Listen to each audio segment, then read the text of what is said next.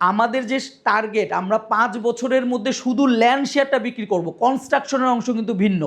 উনি যে কলেজ ভার্সিটির কথা বলেছেন, এখানে যে আমাদের যে আলী আহমেদ সাহেব ইঞ্জিনিয়ার, উনি যে বলেছেন এখানে অর্গানিক যে ব্যাপারগুলো হবে, বিভিন্ন ধরনের সার্ভিসের যে অংশগুলো আছে, এইগুলো কিন্তু এর মধ্যে নাই।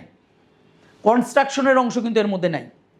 শুধুমাত্র ইনভেস্টমেন্ট থেকে প্রফিট আসবে ধরেন 35 লাখ টাকায় আমি ধরলাম। আমাদের চেষ্টা হচ্ছে আমরা সেল করব 5 বছরের মধ্যে। এখন আমরা 5 বছরে সেল করতে পারলাম না, 5 বছরেরটা 6 বছর হবে, 7 বছরে হবে। আমি খারাপগুলোই বলতেছি, নেগেটিভটা আমরা সবসময় চিন্তা করি ওই জায়গা থেকে। 7 বছর হবে। আমাকে বলেন, বাংলাদেশে হারাম কিন্তু অধিকাংশ মানুষ ব্যাংকে টাকা রাখতে চায়। কেন চায়? নিরাপত্তার কারণে। যদিও এখন আর এটা নাই। ব্যাংকে আপনার টাকা আছে কিন্তু আপনি লাইনে দাঁড়ায় থাকবেন, আপনাকে টাকা দিবে না, ইডিয়েট বলে গালি দিবে। এই তো হলো আমাদের বাংলাদেশে এখন সিচুয়েশন। তারপরেও যেই ব্যাংক বাংলাদেশে সবচেয়ে বেশি প্রফিট দেয়, সুদ দেয় আর কি, সর্বোচ্চ সুদ কত লাখে কারো ধারণা আছে? বলতে পারেন? 9% দেয়। 9% দেয়, হ্যাঁ। সর্বোচ্চ যে ব্যাংক সবচেয়ে বেশি দেয়, যারা খুব ভালো ব্যাংক, তারা 9% দেয়। বাংলাদেশে 9%-এর উপরে কোনো সুদ নাই। তো তার মানে এখন ধরেন আমরা একটা হিসাব করি যে 7 লক্ষ টাকায় যদি 9% করে পাওয়া যায়, তার মানে প্রতি লাখকে 9,000 টাকা করে পাওয়া যাবে। তাহলে 7 নং 63, 6,300 টাকা প্রতি মাসে। 12 মাসে কত টাকা হলো? 72, 73 বা 75, 76,000 টাকা। 76,000 টাকা প্রতি বছর। 76,000 টাকা এখন আমি যদি 5 বছর, 7 বছর হিসাব করেন, 7 বছর যদি আমি হিসাব করি, তাহলে ধরেন 6 লাখ টাকার কাছাকাছি, 5.5 থেকে 6। তার মানে আপনি যদি একটা ব্যাংকে 7 লক্ষ টাকা ডিপোজিট করেন, তাহলে আপনি হারাম ইনকাম করবেন এখান থেকে হচ্ছে প্রায় 6 লাখ টাকার কাছাকাছি। কত দিনে? 7 বছরে। অর্থাৎ দ্বিগুণও না, ধরে নিলাম দ্বিগুণ, 14 লাখ টাকা। সেখানে হালাল ইনকামের ব্যবস্থা হচ্ছে, যেখানে কোনো ব্যাংকের সুদ নাই, কোনো ধরনের হারাম কোনো কিছু নাই, অথচ আপনি 7 বছরে, 5 বছরে আমাদের টার্গেট ধরে নিচ্ছি, 7 বছরে আপনি পাবেন হলো 35 লক্ষ টাকা। কত গুণ হলো? 5 গুণ হলো না? 5 গুণ হলো। এইটা হচ্ছে আমাদের চেষ্টা। এখন এইটুক সেমিনারের ভেতরে এত বিস্তারিত বলার সুযোগ নাই। আপনারা, আমি যে কথাগুলো বললাম, এই কথাটা কি আমার মুখের কথা নাকি কাগজ কলমে আছে? কিভাবে করছে? আমাদের এখানে কোনো রাগঢাক নাই। আমরা কি করছি? কত টাকা দিয়ে জমি কিনতেছি, এখানে আমাদের সমস্ত ডকুমেন্টস আছে। আপনারা আজকে চাইলেও দেখতে পারবেন, পরে আসলেও দেখতে পারবেন। আমরা যে যাদের কাছ থেকে জমি কিনতেছি, এই যে সমঝোতা চুক্তিপত্র, কত টাকা করে জমি কিনতেছি, এটা তো ফটোকপি, মূল কপি আছে। কয় টাকা করে কাঠা প্রতি জমি কিনতেছি, হ্যাঁ। কোন আরেকটা, এটা হলো আরেকটা প্রজেক্ট। আমরা কতটুকু জমি নিজেদের নামে নিছি, আম মোক্তার অপ্রত্যাহারযোগ্য আম মোক্তার নামা দলিল, আমাদের নামে জমি আছে কি না, যেসব নিয়ে প্রশ্ন হয়, অথেন্টিকের যে ব্যাপারগুলো হয়, যে আপনারা জমি কিনছেন, যে তার ডকুমেন্টস কি, আপনারা যে কোম্পানি থেকে নিচ্ছেন কত করে, আপনারা যে বললেন যে 232 কোটি টাকা খরচ আছে, কেমনে খরচ করতেছেন, যা কিছু আপনারা দেখতে চান, কারা কোম্পানির মালিক, তাদের ব্যাংকের অ্যাকাউন্টে কিভাবে হচ্ছে, আমাদের ট্রেড লাইসেন্সগুলো, আমাদের অফিসিয়াল কাগজপত্র কি, সেইগুলো দেখেন। আমরা যাদের থেকে নিচ্ছি তাদের কোনো উজুদ আছে কিনা, সেই জিনিসগুলো দেখেন। প্রত্যেকটা জিনিস 100% চেক করে বুঝে শুনে এরপরে ইনভেস্টমেন্ট করেন। এটা হচ্ছে আমাদের কথা। আমরাও কিন্তু আপনাদেরকে 100% দেখব। আমরা দেখব যে আপনাদের পিছনের ব্যাকগ্রাউন্ড কি, আপনারা আসলে মানুষ কেমন, এই জায়গায় আপনি যে আসবেন কোনো ধরনের জটিলতা যেন না করেন, সেটা আমরা দেখব। এইভাবে দেখাশোনার পরে যদি আপনারা ইনভেস্টমেন্ট করেন, তখন প্রশ্ন আসবে যে ভাই, ব্যাংকে টাকা রাখলে তো একটা সিকিউরিটির ব্যাপার আছে। ধরেন আমি সুদ নিলাম না, কিন্তু টাকাটা তো রাখলাম। 2টা প্রবলেম। 1 নম্বর প্রবলেম হচ্ছে আপনি সুদ নেবেন না, টাকা রাখবেন, প্রতি বছর কিন্তু কমে যাবে, টাকা কমতে থাকবে। দ্বিতীয় প্রবলেম হচ্ছে আপনার এই টাকাটা বাড়লো না, আপনি ক্ষতিগ্রস্ত হলেন। আমরা আপনাদেরকে কি দিব? আমরা আপনাকে দিব, প্রথম বিষয় যেটা হবে সেটা হলো আপনি লেনদেন করবেন কোম্পানির অ্যাকাউন্টে, কোনো ক্যাশ টাকা এখান থেকে নেওয়া হয় না।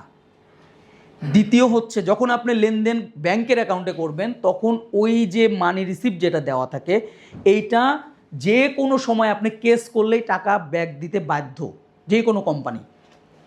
এটা একটা ডকুমেন্টস, আপনারা জানেন কিনা জানি না, খুবই গুরুত্বপূর্ণ ডকুমেন্টস। ব্যাংকে যদি কোম্পানির নামে বা কোনো প্রতিষ্ঠান বা ব্যক্তির নামে টাকা দেওয়া হয় এই রিসিপ্টটা একটা বড় ডকুমেন্টস। নর্মালি সব প্রতিষ্ঠান কি দেয়? নর্মালি সব প্রতিষ্ঠান যেটা দেয় সেটা হচ্ছে মানি রিসিপ্ট দেয়, আমরাও মানি রিসিপ্ট দেবো।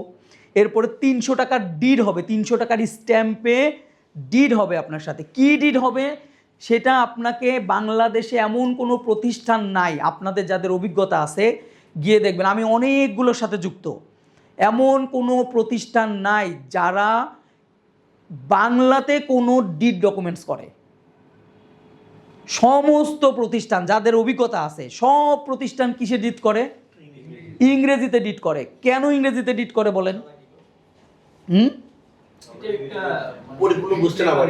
পরিপূর্ণ যাতে বুঝতে না পারি, বললে চালাকি করে, অনেক ক্লজ দেয়, অনেক কাহিনী করে যেন আপনি বুঝতে না পারেন এর মধ্যে কি ফাঁকফোকর আছে। ঠিক আছে, আপনি ওইটা নিয়ে যদি কোনো উকিলের সাথে বসেন তাহলে আর আপনার ইনভেস্টমেন্ট করা হবে না। আমাদের এখানে ডিড বাংলাতে করা, কোনো জায়গায় কোনো অস্পষ্টতা নাই, আপনাকে বলতে হবে না ভাই এটার বাংলা কপি দেন, বাংলাতেই ডিড আমরা করা। আপনার সাথে যখন আমরা ডিড করব বাংলাতে 300 টাকার স্ট্যাম্পে বাংলাতে ডিড করা হবে, সাক্ষী থাকবে আমাদের পক্ষ থেকে আপনার পক্ষ থেকেও।